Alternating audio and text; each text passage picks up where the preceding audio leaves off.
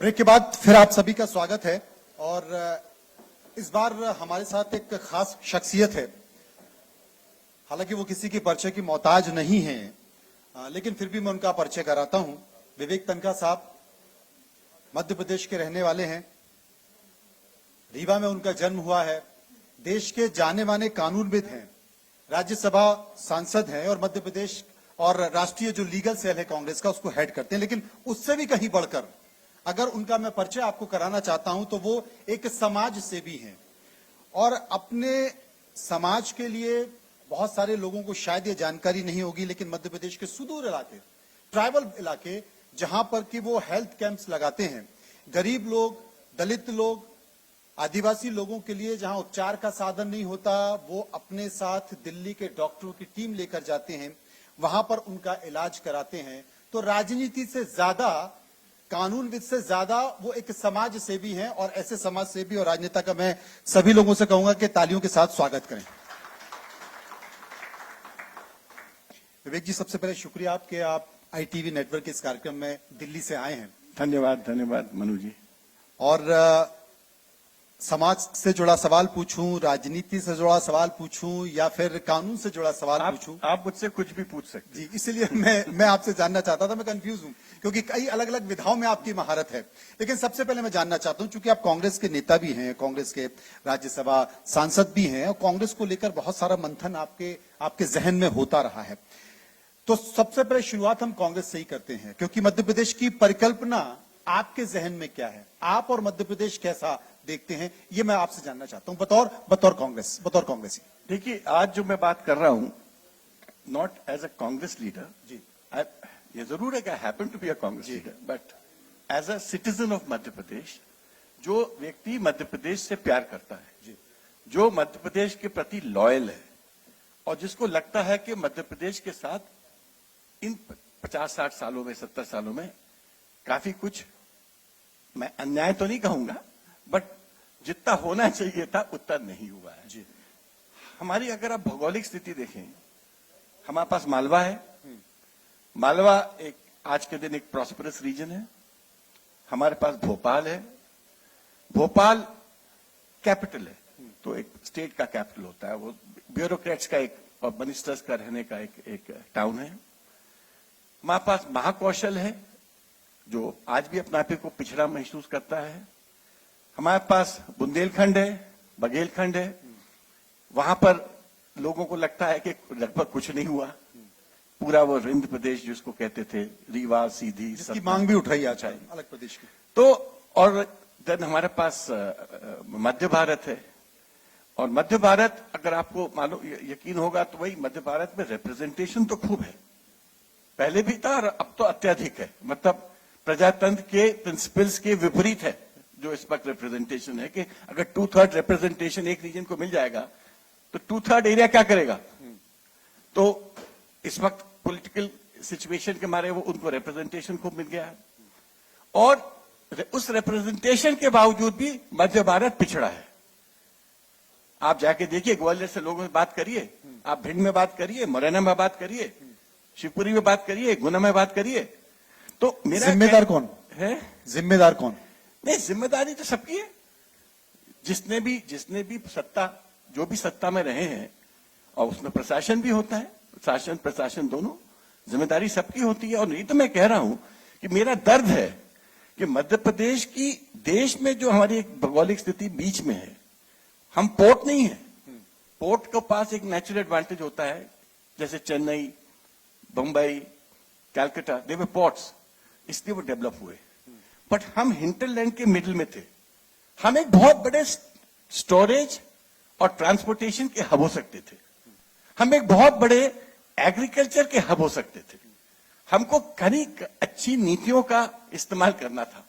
आप मानिए कि 70% ऑफ मध्य प्रदेश एग्रीकल्चर से कनेक्टेड है, रिलेटेड है। अब 70% लोगों के लिए इट इज, आपको खाली सोचने की जरूरत थी। आप फूड प्रोसेसिंग की बात करते, आप फ्लोरिकल्चर की बात करते, आप हॉर्टिकल्चर की बात करते, आप कोऑपरेटिव में जिस तरह से आनंद गुजरात में डेवलप हुआ वो हो सकता था मध्य प्रदेश में। आप जिस तरह से गन्ना महाराष्ट्र में शुगर मिल्स आई, वो हो सकती थी मध्य प्रदेश में, सोया का एक बहुत बड़ा सेंटर हो सकता था। बट समवेयर मैंने देखा एक या तो लोगों की रुचि उतनी नहीं थी और सरकारों ने भी उसको बहुत प्रोत्साहन नहीं दिया। विवेक जी, आपके बारे में कहा जाता है कि मध्य प्रदेश में शायद ऐसा कोई मुख्यमंत्री रहा हो, चाहे वो बीजेपी का हो या कांग्रेस का हो, जो आपसे सलाह नहीं लेता हो, आप उन्हें सलाह नहीं देते हो। तो क्या इस तरह की सलाह कभी आपने मुख्यमंत्रियों को नहीं दी? देखिए, जब तक वो लोग मुख्यमंत्री नहीं रहते हैं तब तक मुझसे सलाह लेते हैं, बनने के बाद लेना बंद कर देते हैं। तो फिर वो स्टेट खुद चलाते हैं। तो जब कोई मुख्यमंत्री बनता है on a day to day basis, मैं तो उसके साथ इन्वॉल्व हो भी नहीं सकता। हाँ। मैं तो अपना काम कर रहा हूं। हाँ। महीने 2 महीने में एक कभी कुछ पूछेंगे तो मैं बता सकता हूं, और ज्यादातर मेरे से जब पूछते हैं तो लीगल इश्यूज पे बात करते हैं। तो मेरा एक दर्द है मध्य प्रदेश के बारे में कि मध्य प्रदेश को स्पेशली मैं पोस्ट 80 बात कर रहा हूं। प्री 80 अलग सिचुएशन थी। मेरे को वो वक्त याद है जब डीपी मिश्रा थे चीफ मिनिस्टर 60s में। उस वक्त जबलपुर में एजुकेशन का उद्धार हुआ था। जबलपुर यूनिवर्सिटी बनी, एग्रीकल्चर यूनिवर्सिटी बनी, वेटनरी कॉलेज बना, मतलब वहां उस वक्त एक एजुकेशन की तरफ ध्यान था। इंदौर में मैं पीसी सेठी का जमाना जानता हूं, जब यहां पर एक बिजनेस कल्चर को बढ़ाया गया। बट मैं एक व्यक्ति को पोस्ट 80 में मैं साधुवाद देता हूं, वो है अर्जुन सिंह जी। हो सकता है कि उनकी राजनीति से मैं बहुत एग्री नहीं करता हूं, बट वो व्यक्ति ने, अगर मध्य प्रदेश को किसी व्यक्ति ने पूरा इंडस्ट्रियल हब बनाया है तो वो अर्जुन सिंह है। आप देखिए, जितने इंडस्ट्रियल एरियाज हैं मध्य प्रदेश के, ये सब उनके समय के हैं। चाहे मनेरी, जबलपुर, पीतमपुर, भोपाल, इंदौर, भोपाल, आप देख लो, रायपुर, तब तो छत्तीसगढ़ भी था। दिग्विजय सिंह जी को मैं एक विजनरी लीडर मानता हूं, बट वो एग्जीक्यूट नहीं कर पाए। उनने बेस्ट थॉट प्रोसेस उनका था। आपको मालूम है ये जो कंसेशन एग्रीमेंट्स जो रोड्स के बने थे, क्योंकि मैं तो एडवोकेट जनरल था, मुझे पता है, ये उनके वक्त कंसीव हुए। पर उनको तो चाणक्य कहा जाता है। अब पॉलिटिक्स के चाणक्य हो सकते हैं, मगर जहां एडमिनिस्ट्रेशन की बात आई, वो जो चीजें उन्होंने सोची थी वो इंप्लीमेंट नहीं कर पाए। और उनके 2 प्रॉब्लम और थी। जो पहला उनका 5 साल का टर्म था वो बैलेंसिंग में निकल गया, और दूसरा उन्होंने खुद एक प्रकार से हाराकीरी की छत्तीसगढ़ बना के, और इससे उनके 10 साल खराब हो गए। नहीं तो उन्होंने जो पावर पॉलिसी बनाई थी वो पूरे देश ने अपनाई। उन्होंने जो रोड पॉलिसी बनाई थी पूरे देश ने अपनाई, मगर उनको उसका एडवांटेज नहीं मिला। जो पीपीए साइन हुए थे 90s में, वो मध्य प्रदेश फर्स्ट था, जो अब पूरे देश में हो रहे हैं। ऑफकोर्स उसके बाद जो कंसेशन एग्रीमेंट्स एनएचएआई ने बाद में अडॉप्ट किए वो मध्य प्रदेश में बने थे, क्योंकि मैं एज एडवोकेट जनरल उनको वेट करता था। मगर उस वक्त किसी दूसरे स्टेट पे ही नहीं था। मगर अनफॉर्चुनेटली कभी वो रोड्स नहीं बन पाई। तो आपको पता है उसके बाद 2004 में क्या हुआ।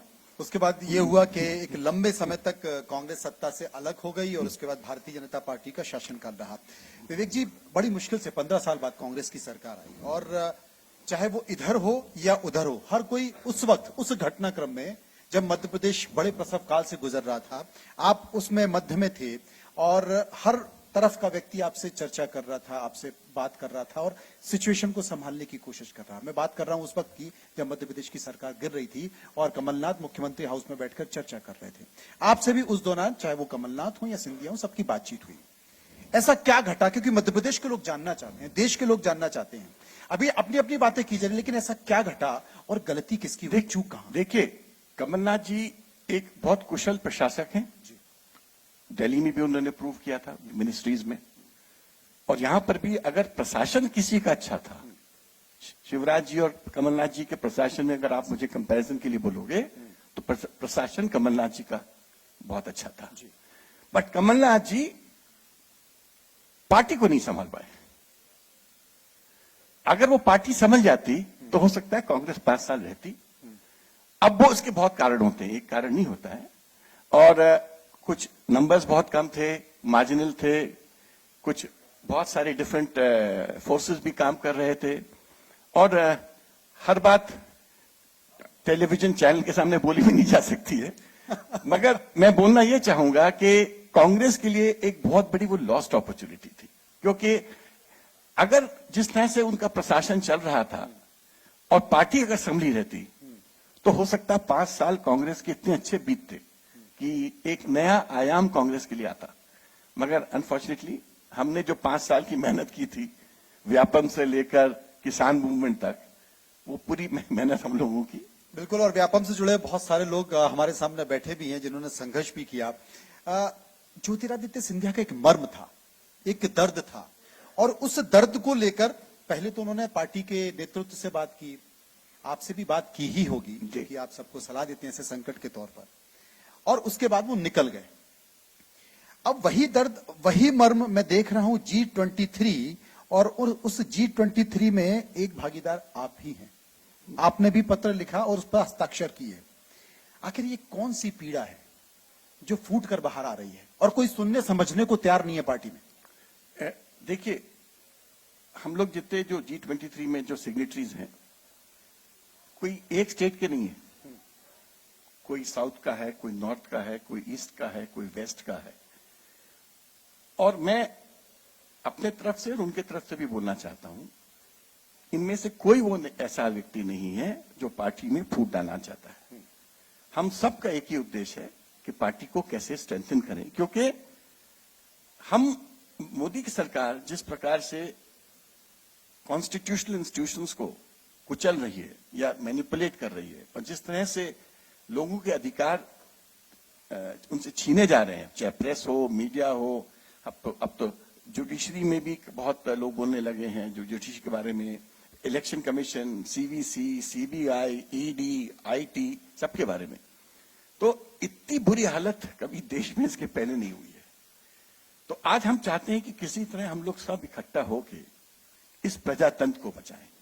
अगर हम आज इस प्रजातंत्र को नहीं बचा पाते और अपने संविधान की रक्षा नहीं कर पाते हैं, तो इसके परिणाम देश के लिए बड़े दूरगामी होंगे। और हो सकता है कि आपको वो जो एक प्रजातांत्रिक देश का जो एक ओहदा और एक सम्मान विश्व में मिलता था, वो सम्मान आगे चल के नहीं मिलेगा। लेकिन आपकी तकलीफ और मर्म को सुनने की बजाय आप लोगों के जो बयान है उनको काउंटर किया जा रहा है दूसरी तरफ से, ये कहां तक उचित है? राहुल गांधी द्वारा ये कहा जा रहा है कि ये मुझे हटाने की साजिश है। नहीं, मैं इससे डिसएग्री करता हूं।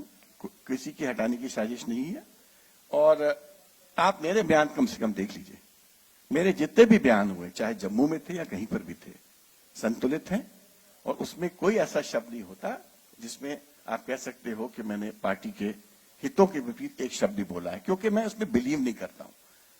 जिस दिन मुझे पॉलिटिक्स से त्याग पत्र दे के जाना है तो मैं चला जाऊंगा। मुझे पॉलिटिक्स में मेरा ये धंधा नहीं है। मैं तो पॉलिटिक्स को पैशन मान के आया हूं। प्रोफेशन तो मेरा लॉ है, पॉलिटिक्स मेरा पैशन है। मैं लोगों के लिए कुछ करना चाहता हूं।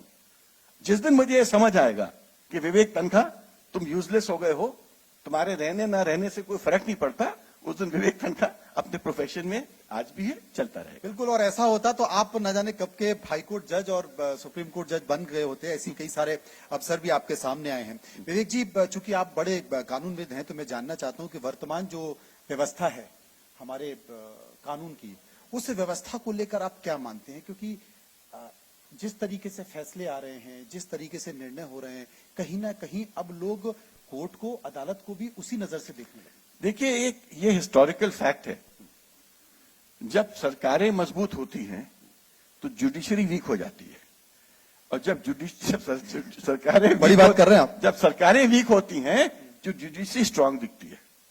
आप इतिहास को पलटा के देख लीजिए, जब भी स्ट्रांग गवर्नमेंट आएगी, आपको ऐसा महसूस होगा कि जुडिशरी आपके साथ नहीं खड़ी हो रही है।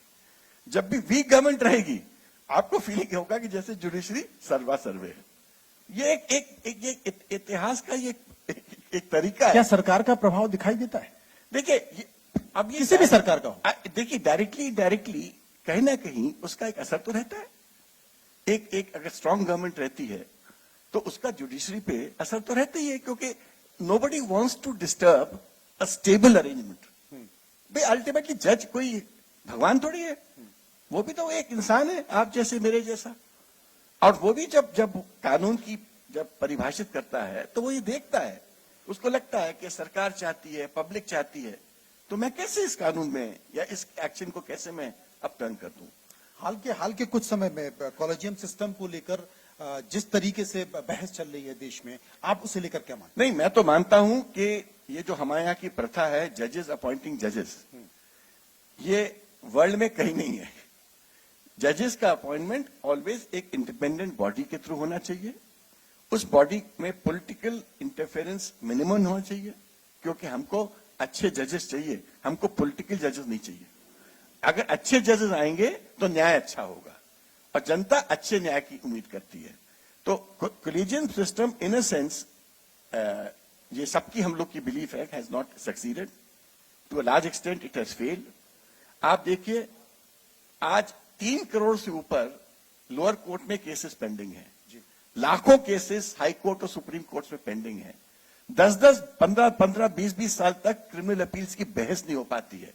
कई लोग पूरा समय जेल पे अपील पेंडिंग रहती है और पूरा समय जेल पे निकाल देते हैं, और बाद में पता चलता है कि वो निर्दोष है जब जब जब बहस होती है। तो ये this can be the best system. किसी भी देश में ऐसा सिस्टम बहुत दिन तक चल नहीं सकता। अगर हमको एक अच्छा न्यायिक सिस्टम चाहिए तो हमको एक रीजनेबल पीरियड में न्याय देना पड़ेगा। लेकिन सालों से ये बहस चल रही है, दशकों से ये बहस चल रही है, लेकिन हो नहीं पा रहा है। मेरा यही तो एक पीड़ा है, जो मैंने उस दिन अपने स्टैंडिंग कमेटी की मीटिंग में या पार्लियामेंट में जो बार बार बोलता हूं, कि आप अगर इस इशू को एड्रेस नहीं करेंगे, क्योंकि सरकार कहती है ये जुडिशरी का एरिया है, जुडिशरी के सपोर्ट नहीं करती है जिस तरह से होनी चाहिए। और कल या परसों की बात है, एक सीनियर जज ने बहुत अच्छी बात बोली, कहने लगे अगर सरकार अच्छे से चले और गवर्नेंस इशू कम रहे तो डिस्प्यूट्स भी कम होंगे। क्रिमिनल केसेस की बात नहीं कर रहा हूं मैं, सिविल की। अगर एडमिनिस्ट्रेशन फेयर रहे तो उतने केसेस हाई कोर्ट में नहीं जाएंगे या सिविल कोर्ट्स में नहीं जाएंगे।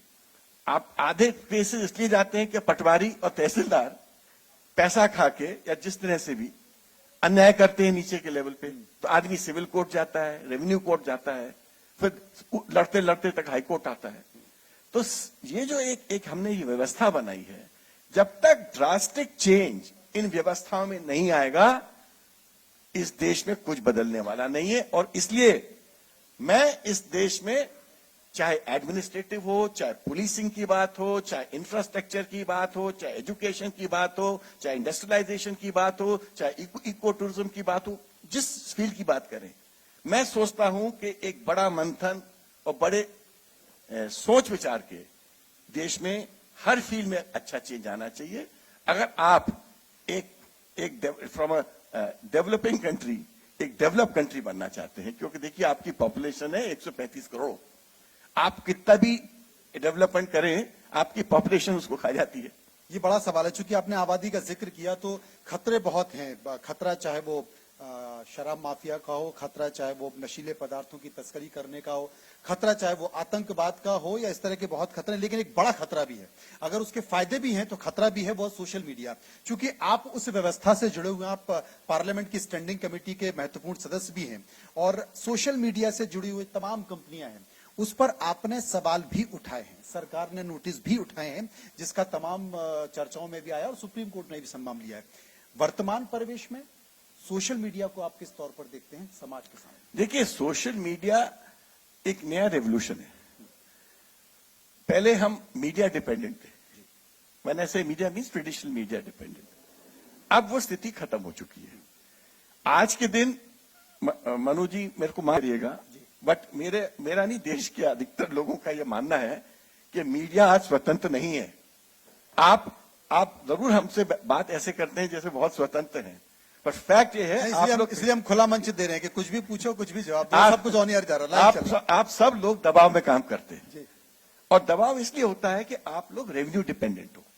आप मीडिया, जब तक मीडिया को रेवेन्यू जनरेट नहीं होगा तो कैसे मीडिया चलेगी?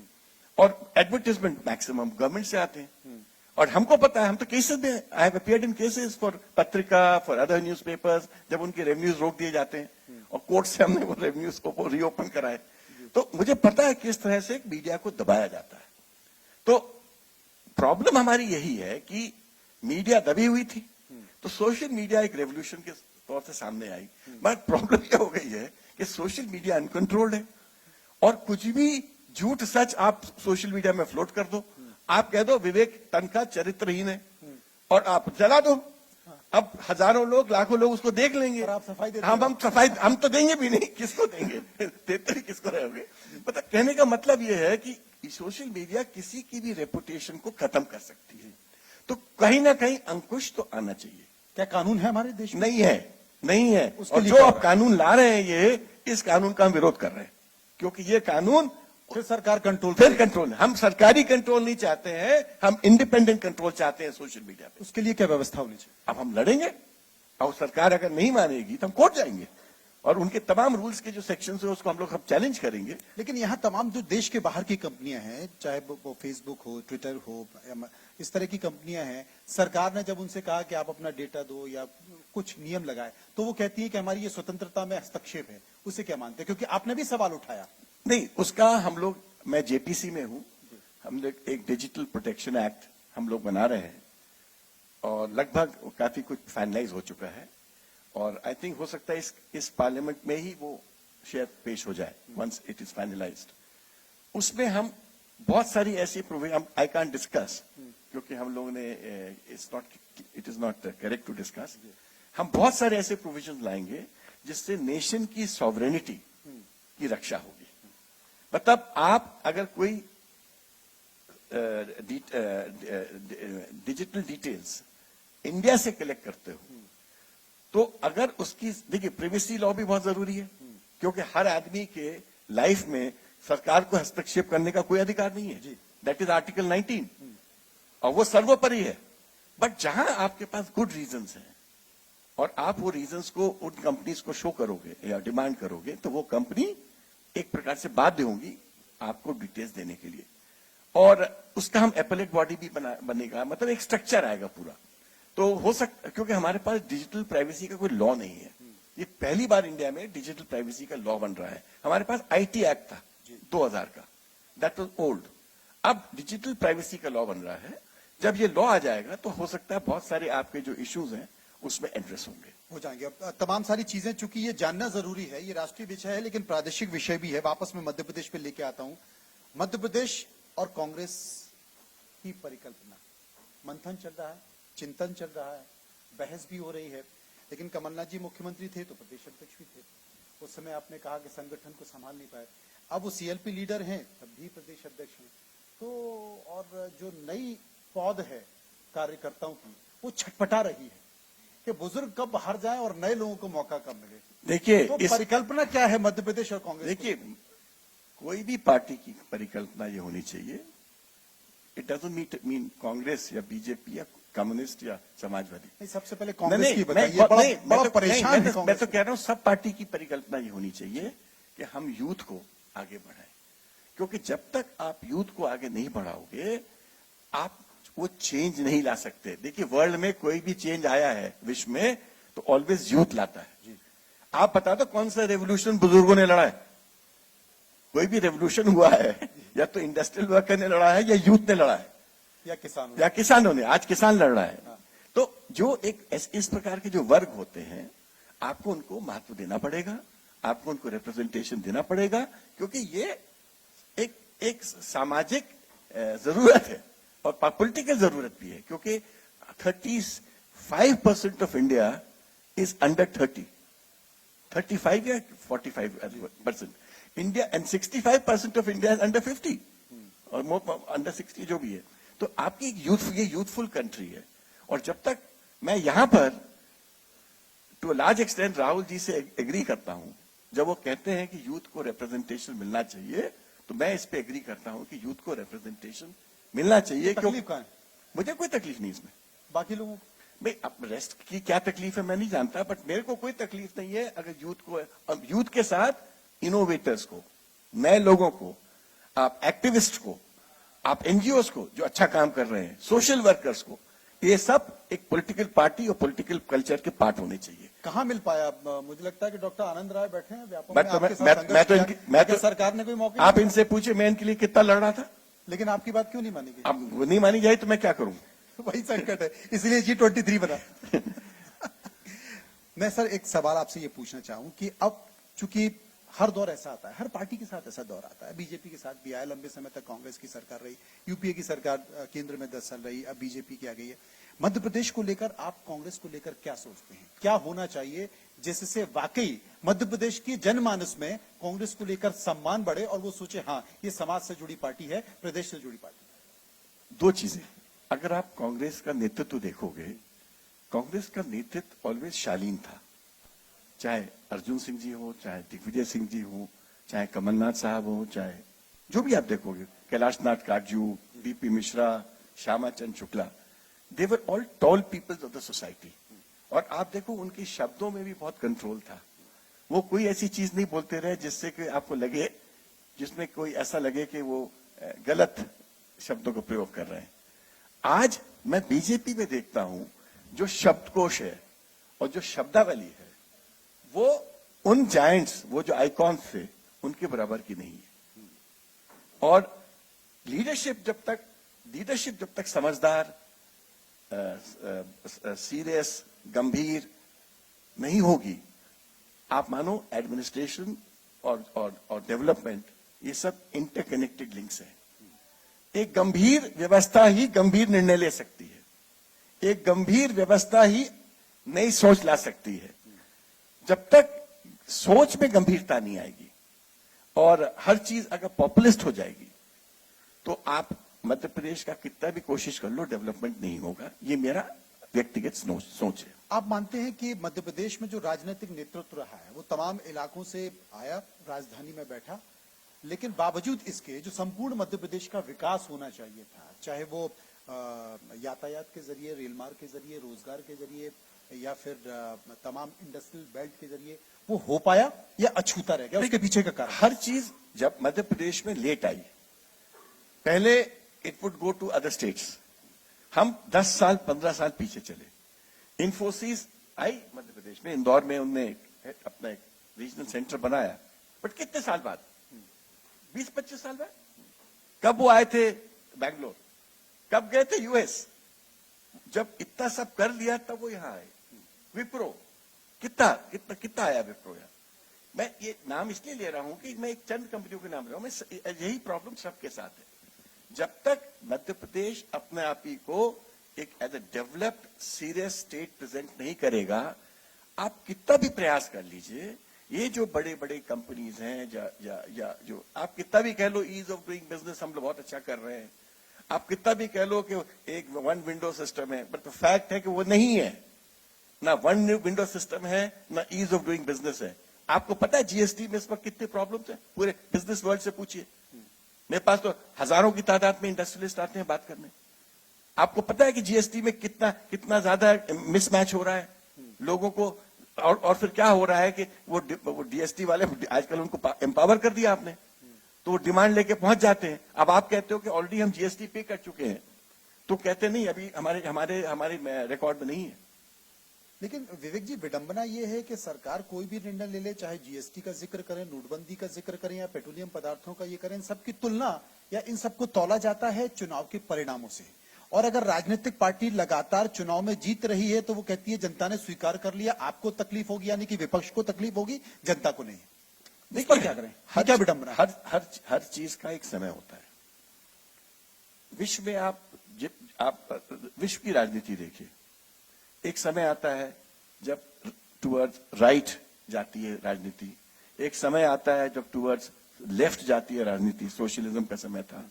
एक समय आता है जब सेंटर ऑफ स्टेज की राजनीति होती है। इस वक्त कुछ साल पहले से जब ट्रंप आए, मोदी जी आए, वहां पर इंग्लैंड में, यूके में बोरिस क्या नाम था उनका? बोरिस जॉनसन आए। ये एक ट्रेंड था पूरे विश्व में जहां राइटिस्ट लीडरशिप आ रही थी, और ये ट्रेंड कई कारणों से होता है। इसमें जो पूरे विश्व में एक एनार्की फैली थी, एक टेररिज्म का दौर था, वो उस सब का भी ये एक आउटकम होता है। तो विश्व का जो ये एक दौर आया, उस दौर में इंडिया छूती नहीं थी, बट ये दौर का भी एक लिमिट होगा जब एक नई सोच आएगी, क्योंकि लोगों को अपने दूसरे इच्छाएं भी और दूसरे इंटरेस्ट को भी तो देखना है। जब वो देखेंगे कि भाई यहां तो जो जो गवर्नेंस है वो जो एक सेंट्रिस्ट गवर्नेंस जिसको हम कहते हैं वो नहीं है। मतलब सबका साथ सबका विकास जब कहो तो मतलब सबका होना चाहिए। जब बहुत बहुत बड़ी परसेंटेज ऑफ जनता अगर भयभीत है तो सबका साथ तो नहीं हुआ। तो ये चीजें एक एक एक एक एक, एक टाइम से चेंज होती हैं। इतिहास एक दिन में नहीं बनता है न बदलता है। इतिहास बनने या बदलने में टाइम लगता है। और आई एम श्योर आज की एडमिनिस्ट्रेशन जो है, आज की जो व्यवस्था है, ये 5 साल बाद दूसरी व्यवस्था आएगी, 10 साल बाद तीसरी व्यवस्था आएगी। किसी को कोई आदमी कोई लीडर ये ना सोच के बैठे कि मैं परमानेंट हूं। विश्व में कोई चीज परमानेंट नहीं होती। व्यवस्थाएं रहेंगी, आती जाती रहेंगी, लोग आते जाते रहेंगे, पॉलिटिकल पार्टीज आती जाती रहेंगी। अच्छा काम करोगे तो गांधी जैसा नाम होगा, खराब काम करोगे तो हिटलर बन जाओगे। ये बड़ी बात है। और राजनीतिक जो घोषणा पत्र होते हैं राजनीतिक पार्टियों के, उन घोषणा पत्रों में इस बात का जिक्र भी किया जाता है, चाहे वो बीजेपी हो, कांग्रेस या दूसरी पार्टी, यानी कि महिलाओं को बाकायदा आरक्षण देने की बात की जाती है, लेकिन जब टिकट डिस्ट्रीब्यूशन होता है तो होता नहीं है। युवाओं की स्थिति भी वैसी की जाती है। अपराधीकरण खत्म करने की बात की जाती है कि अपराधियों को टिकट नहीं दिया जाएगा, लेकिन वाकई अपराधियों को टिकट दिया जाता है, भरमार के साथ दिया जाता है।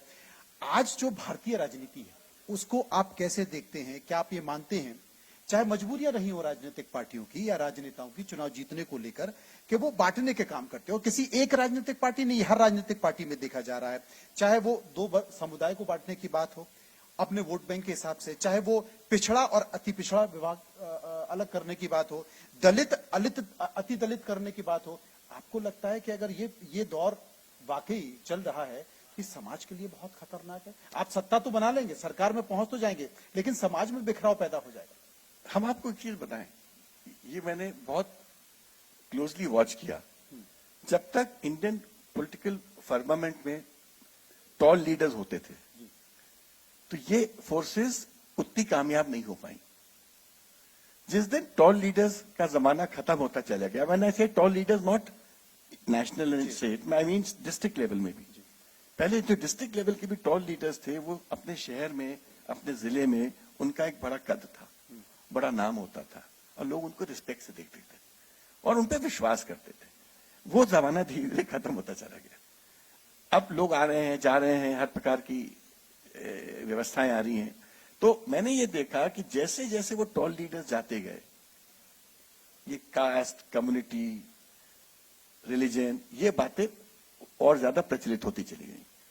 अगर पीसी सेठी इंदौर से चुनाव लड़ते थे तो कौन कास्ट की बात करता था?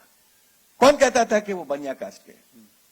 जब श्यामाचंद्र शुक्ला रायपुर से लड़ते थे तो कौन कहता था ये ब्राह्मण लीडर हैं या विद्याचंद्र शुक्ला, ऐसे सैकड़ों भी, पटपा जी, कैलाश जोशी जी। मैं ऐसा नहीं कह रहा हूं खाली कांग्रेस की बात कर रहा हूं। जब भी बड़ा टॉल लीडर होता है तो वो ही ट्रांसेंड्स कम्युनिटीज। टॉल लीडर्स का मैन्युफैक्चरिंग बंद हो गया है। समाज में जो स्वीकार नेता हैं वो अब दिखाई नहीं देते हैं। राजनीतिक गुणा भाग, जात पात को ध्यान में रखकर, वर्ग को ध्यान में रखकर, समुदाय को देखकर तय किया जाता है। विवेक जी, चूंकि आप मध्य प्रदेश से जुड़े हुए हैं, एक पीड़ा तो आपके मन में होती भी होगी कि हर राजनीतिक पार्टी तमाम जो चेहरे चुनती है संगठन के प्रमुख के तौर पर या नेता के तौर पर, वो साफ सुथरे हों, समाज को स्वीकार्य हों और समाज से जुड़े हों, समाज सेवा से जुड़े हों। कभी आपको लगता है कि कोशिश की जाए, प्रयास किया जाए मध्य प्रदेश में कुछ करने का, अगर संगठन, राष्ट्रीय नेतृत्व तो आपको भी जिम्मेदारी देते? वो पोजीशन मुझे आती दिखती नहीं है। उसके पीछे का कारण क्या है? मैं बहुत स्पष्टवादी हूं। बिल्कुल, तभी आपको मंच में बिठाया है। और मैं अपनी लाइफ अपने टर्म्स पे जीऊंगा। मैं किसी दूसरे टर्म्स पे, जहां जो मेरे को एक्सेप्टेबल नहीं है, जिसको मैं सोसाइटी के विपरीत समझता हूं, समाज के विपरीत, देश के विपरीत, मैं उन टर्म्स पे कभी मेरा एक्सेप्टेंस नहीं होता है। तो ऐसे व्यक्तियों को का एक लिमिटेड पॉलिटिकल एग्जिस्टेंस होता है, जो हूं मैं, और मैं उससे संतुष्ट हूं। मुझे पता है कि आपको मालूम है, मैंने कम से कम 5 लाख लोगों की इलाज कराया होगा जबलपुर में, जबलपुर मंडला, उस एरिया में। वो मैंने मेडिकल कैंप का जिक्र भी किया। 1-1 लाख आदमी आते हैं, 700-800 डॉक्टर्स लेके आता हूं, 1-1 हफ्ता चलते हैं, हजारों ऑपरेशंस कराता हूं। मतलब अगर आप आज जबलपुर में जाके पूछिए तो खाली मेरा नाम ही आपको लोग बोलेंगे कि तनखा साहब के पे आओ तो वो इलाज करवा देंगे, मगर मैं चुनाव नहीं जीत पाता हूं। अब ये इस विडंबना को मैं कैसे समझाऊं? चुनाव दूसरे लेवल पे होते हैं, दूसरे इश्यूज पे होते हैं। आप अच्छे आदमी हो, खराब आदमी हो, आपने काम किया है नहीं किया है, इस पे चुनाव नहीं होते हैं मनु जी। चुनाव होते हैं दूसरे इश्यूज पे, राजनीतिक गुणाभाग पे। नहीं, दूसरे इश्यूज है, नेशनल इश्यूज होते हैं, पब्लिक का एक रुझान आता है और उस रुझान से लोग जीतते हैं हारते हैं। तो इसलिए आप अगर ये सोच रहे हैं कि देश में कोई बदलाव आएगा, तो बदलाव तब तक नहीं आएगा जब तक देश में ये समझ नहीं आएगी कि हमको अच्छे लोगों को अपना दायित्व सौंपना चाहिए। मध्य प्रदेश कांग्रेस में किस बदलाव की जरूरत है? सब जगह वही बदलाव की जरूरत है जो मैं बात कर रहा हूं, सब जगह। क्योंकि अच्छाई सबकी जरूरत है, अच्छा काम सबकी जरूरत है। मैं तो कांग्रेस में भी ये बात बोलता हूं। I've come into politics because I think politics is a place for social work. Politics is not a place to earn money. आपका एक प्रोफेशन होना चाहिए, एक बिजनेस होना चाहिए जहां आप पैसा कमाएंगे। पॉलिटिक्स में आप सेवा करने आएंगे और उतने दिन तक आपको पॉलिटिक्स में रहना चाहिए जब तक आप सेवा करने के लायक हैं। क्या वाकई वर्तमान परिप्रेक्ष्य में राजनेता सारी पार्टियों को मिला के वो सेवा करते हैं या सेवा करते हुए दिखाई देते हैं, उद्देश्य कुछ और होता है? अब मैं दूसरों पे क्यों टिप्पणी करूं, उचित भी नहीं होगा। मगर ये जो कॉन्सेप्ट है, ये एक मेरे इंग्लिश में कहते हैं ये डिसिपियरिंग कॉन्सेप्ट है इंडियन पॉलिटिकल फर्मामेंट से। लोग, मेरे को ये चीज होती दिखती नहीं बहुत ज्यादा। अगर करते भी हैं तो राजनीति के लिए करते हैं। मैंने जितने भी कैंप्स किए, मैंने जबलपुर में नहीं किए जहां से मैं चुनाव लड़ता था जी। मैं वहां कैंप्स करता था जहां से मैं चुनाव कभी नहीं लड़ पाऊंगा, कॉन्शियसली ट्राइबल एरिया में, वहां तो कभी लड़ नहीं सकता। मेरे को लोग बोलते थे जबलपुर में कि आप लाख लाख लोगों की मदद करते हो, आप ये जबलपुर में कर देते तो पार्टी कोई भी होती, इशू कोई भी होता, आप तो भी जीतते। तो मैंने कहा मैं यही तो नहीं करना चाहता हूं। मैं जान के इसलिए भी कि जरूरत उन लोग की ज्यादा है, जो ट्राइबल्स हैं, जो बैकवर्ड हैं, जो जंगलों में रहते हैं, उनकी जरूरत है। तो मैं अगर अपना काम कर रहा हूँ, सोशल वर्क करूंगा, तो मैं उनके लिए करूंगा। इसलिए नहीं करूंगा कि मैं अपने लोगों को एक प्रकार से ब्राइब दूं कि आपके लिए मैं अच्छा काम कर रहा हूं इसलिए आप मुझे वोट दो। क्या आप मानते हैं कि अभी भी मध्य प्रदेश में ट्राइबल्स के लिए, जंगल पर रहने वाले लोगों के लिए, ग्रामीण परिवेश में बहुत काम करने की जरूरत है? आपको रोना आएगा, आप मेरे साथ चले, आप तो गए हैं मनु कई बार, आपको रोना आएगा उनकी कंडीशन देख के, जब गरीबों की। और मैंने वो देखा है, बेचारे ऐसे ऐसे लोग हैं। एक बच्चा था, उसकी जबान, उसके मुंह से पूरा का पूरा एक बॉल जैसा बाहर निकली हुई थी, रेड। और उसके पेरेंट्स से मैंने पूछा कि भाई बेटा कब से ये प्रॉब्लम है? कहते 6 महीने से वो इस कंडीशन में, मतलब वो खा नहीं सकता था, पी नहीं सकता था, ट्यूब से उसको कुछ लिक्विड डालते थे। और उसको ये नहीं पता था कि मैं इस बच्चे को किस अस्पताल में लाऊं। मंडला के इंटीरियर में था वो। फिर हम लोगों ने उसको जबलपुर हॉस्पिटल में लाके उसका इलाज कराया। और ऐसे मैंने हजारों केसेस देखे। बेचारे, उनको यही नहीं पता है कि डॉक्टर होता क्या है। कहीं को तो वो तो झाड़ फूंक पे विश्वास करते हैं। अच्छा, डिस्ट्रिक्ट हॉस्पिटल में चले भी गए तो वहां कोई स्पेशलिस्ट थोड़ी है। आधे जो डॉक्टर छुट्टी पे रहते हैं, आधे डॉक्टर इसलिए वहां नहीं रहते कि उनको वो बड़े शहर से आए तो उनको वहां रहना पसंद है। तो आप चीजें इंप्रूव हुई है। और मैं नहीं कह रहा हूं कि आज सब जगह बिल्कुल बदतर है, बट इन गरीबों के लिए जितना हम लोगों को करना चाहिए, जितना सोचना चाहिए, हम नहीं कर पाए। और ये विडंबना है हमारी। बाकी ये विडंबना है और ये पीड़ा विवेक जी की भी है। लेकिन मैं इस चर्चा को विराम दूंगा, लेकिन इससे पहले मैं एक बात बताना चाहता हूं कि भले ही विवेक जी कानूनविद हैं, राजनेता हैं, बड़े वकील हैं, लेकिन मध्य प्रदेश को लेकर, उसके कल्चर को लेकर, उसकी संस्कृति को लेकर बहुत चिंतन मंथन होता रहता है। और आईटीवी नेटवर्क के फाउंडर कार्तिकेय जी और विवेक तनखा साहब बैठे, क्योंकि कार्तिकेय जी को लोग भले ही बोलते हो कि हरियाणा में वो रहते हैं, लेकिन जन्म मध्य प्रदेश में हुआ है, जैसे कि आपको भी पता है। दोनों ने मंथन किया, मध्य प्रदेश के कल्चर को लेकर चर्चा हुई। और जब कल्चर को लेकर चर्चा हुई तो ये हुई कि मीडिया में भी जो मध्य प्रदेश है शांति का टापू है और एक विज्ञापन भी चलता है कि एमपी गजब है, लेकिन वो गजब चीज मीडिया में दिखाई नहीं देती। उसको लेकर मैं बधाई देना चाहता हूं, कार्तिकेय जी को बधाई देना चाहता हूं, विवेक जी को, और हमारे स्टार एंकर हरीश बल्ला साहब को जो यहाँ नहीं है। एक कार्यक्रम शुरू किया है एमपी फाउंडेशन के साथ इंडिया न्यूज ने, जिसमें मध्य प्रदेश के कल्चर को लेकर और मध्य प्रदेश की संस्कृति को लेकर और व्यक्तियों को लेकर, कुछ व्यक्तियों को भी लेकर, बिल्कुल, और वो जिसमें कुछ उसमें बड़े व्यक्ति हैं जिन्होंने बहुत अच्छा काम किया है, संस्कृति को लेकर है। मध्य प्रदेश के ऐसे इलाके हैं जो कोई जानता नहीं है। सलमान के पिता सलीम खान है जो मध्य प्रदेश के रहने वाले हैं, जॉनी वॉकर साहब मध्य प्रदेश के रहने वाले हैं, प्रेमनाथ साहब मध्य प्रदेश के रहने वाले हैं, और हम लोग उस कार्यक्रम को शुरू कर रहे हैं और बहुत अच्छा पसंद किया जा रहा है। तो निश्चित तौर पर आप और कार्तिकेय जी और हरीश बल्ला जी बधाई के पात्र हैं। ये चर्चा करते हुए आपका बहुत बहुत शुक्रिया करना चाहता हूं। Thank you. और इस चर्चा को विराम देता हूं। बहुत बहुत धन्यवाद, शुक्रिया। अच्छा लगा आपके बीच में। शुक्रिया सर। Thank you.